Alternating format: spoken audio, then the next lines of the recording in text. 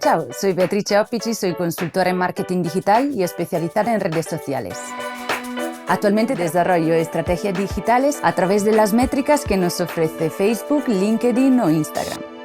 Gracias a la comunicación digital, podemos dar a conocer un negocio o proyecto y captar nuevos seguidores y clientes en las redes sociales. Para ello, los números, las métricas y las estadísticas que nos ofrecen las redes sociales son un trampolín que despega nuestras ideas aún más alto. Cuando mejor interpretemos este cóctel de informaciones, mejores conclusiones sacamos para desarrollar estrategias originales y adecuadas. En este curso de Doméstica aprenderás a analizar las métricas de tus redes sociales para crear estrategias de marketing que impulsen a tu marca. Como proyecto final, desarrollarás un informe de analítica de tus plataformas para interpretar los resultados de una forma gráfica y sencilla.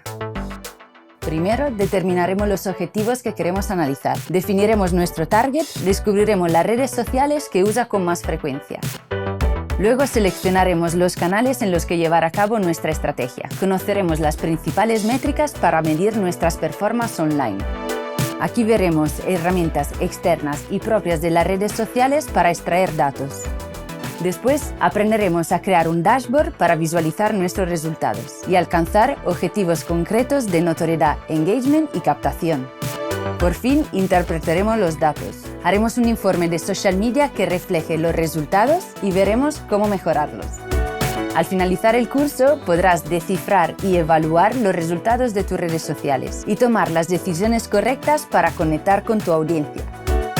Este curso está dirigido a todas las personas que quieran optimizar su estrategia en las plataformas digitales a través de los datos que nos ofrece el mundo online. Saca el máximo provecho de las métricas de tus redes sociales y lleva la estrategia de tu marca al siguiente nivel.